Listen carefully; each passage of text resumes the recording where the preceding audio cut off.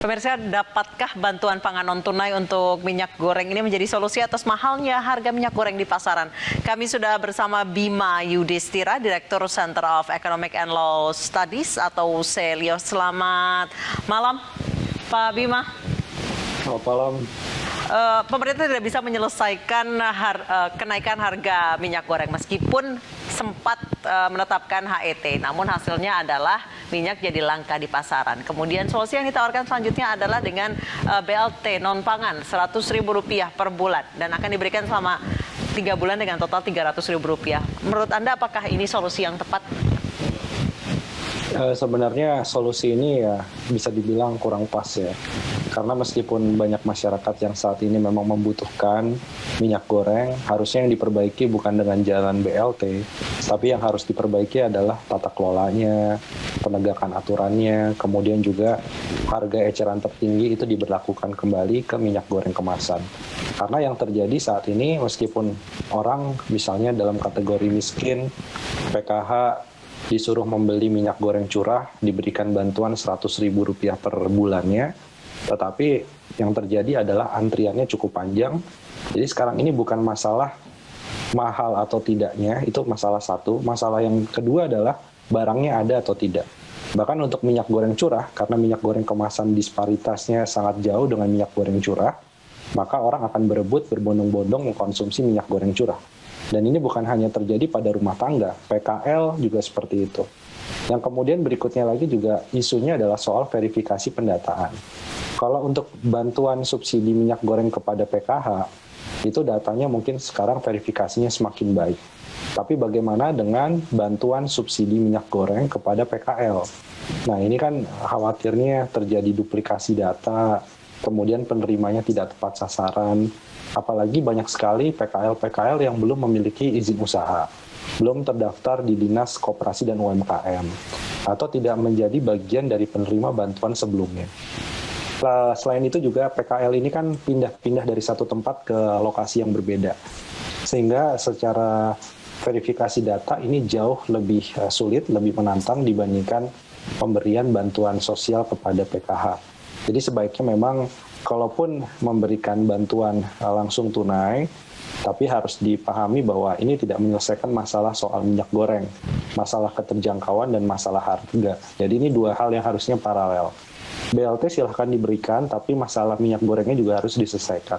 Termasuk pengungkapan siapa dalang yang merusak tata kelola minyak goreng, termasuk mafia minyak goreng di belakangnya. Ini yang sebenarnya sedang ditunggu oleh pemerintah.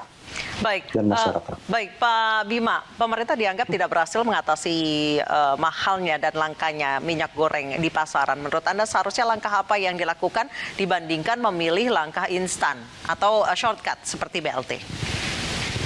Ya, BLT, operasi pasar, ini hanya langkah yang temporer ya. Kedepan setelah BLT-nya habis, bagaimana dengan harga minyak goreng pasca lebaran, bisa jadi harganya akan semakin meningkat gitu. Di luar Jawa saja, harganya sudah Rp40.000 sampai Rp50.000 per liternya. Jadi solusi yang terbaik saat ini, kalau kita mempelajari, kalau untuk subsidi, subsidilah kepada minyak goreng kemasan yang sederhana. Di situ lebih mudah pengawasannya, kemudian juga yang menikmati subsidinya, mereka yang termasuk golongan kelas menengah maupun masyarakat miskin. Mas Bima, jadi maksud Anda ya. Subsidinya itu bukan diberikan kepada per keluarga, tapi lebih ke barangnya atau produknya yang disubsidi hingga sampai ke masyarakat itu harganya lebih terjangkau.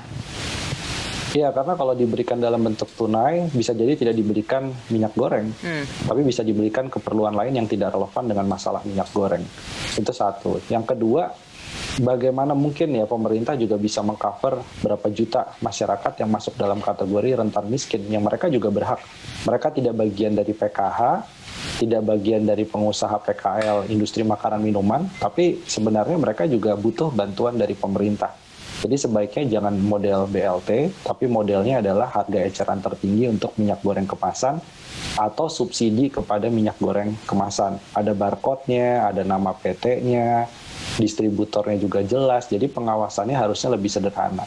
Nah ini yang dilakukan pemerintah Malaysia seperti itu. Jadi untuk minyak goreng kemasan yang premium ada HET-nya, sekarang Rp22.000, Kemudian untuk yang minyak goreng subsidi sekitar Rp8.500 per liternya.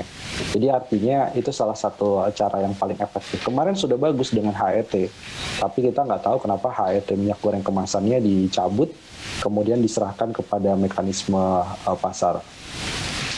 Baik, menurut Anda harga eceran tertinggi yang paling tepat dengan kondisi CPO yang memang saat ini tinggi itu berapa? Terutama untuk minyak goreng kemasan, premium dan juga untuk curah. Untuk yang minyak goreng kemasan, sebenarnya HET-nya bisa kita mirroring dengan HET di Malaysia. Malaysia sekitar 22.000 ya kalau diringgitkan, atau 6,7 ringgit per liternya. Sementara kalau Indonesia sekarang melihat harga kemasannya sudah jauh di atas Rp26.000, paling tidak kalaupun ada disesuaikan, idealnya Rp18.000 sampai Rp20.000. Kenapa? Karena memang Indonesia salah satu penghasil CPO yang cukup besar. Kemudian pelaku usaha perkelapa sawitan juga menyewa lahan HGU ke negara. Seharusnya negara juga punya andil untuk menentukan harga jual produk turunan CPO, salah satunya minyak goreng. Baik, itu dia Pak Bima yang menjadi masalah saat ini. Hari ini Maki melaporkan ada 9 perusahaan CPO kelas kakap. Ini mereka mengekspor tanpa mengikuti aturan industri sehingga mereka tidak membayar PPN 10%. Ini merupakan salah satu bukti bahwa memang adanya kartel harga minyak yang menyebabkan langka dan juga mahal. Kemarin ditetapkan HET langka, kemudian setelah diserahkan ke mekanisme pasar melimpah di pasaran dengan harga yang untuk premium tuh 2 liter bisa Rp59.000 sampai Rp60.000. Kalau misalnya memang harga HET ditetapkan, tadi Anda mengatakan Rp20.000 untuk yang kemasan premium, tidakkah nanti malah langka lagi, ditahan lagi oleh mafia-mafia ini? Ya, berarti kan masalahnya selama ini bukan ada di pasokan, tapi masalahnya mau menjual di HET atau tidak.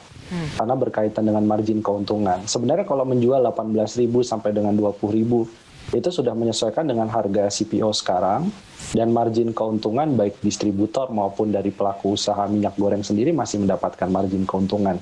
Nah, masalah di Indonesia ini adalah integrasi antara perusahaan sawit, perusahaan minyak goreng, kemudian distributor D1 dan D2, itu salah satu penyebab utama tata kelolanya menjadi rusak. Yang harusnya nggak boleh seperti itu, karena ini terlalu bisa menyetir harga di pasar, apalagi pemainnya juga tidak terlalu besar dan kontrol terhadap market share-nya cukup tinggi seperti yang diberitakan oleh KPPU.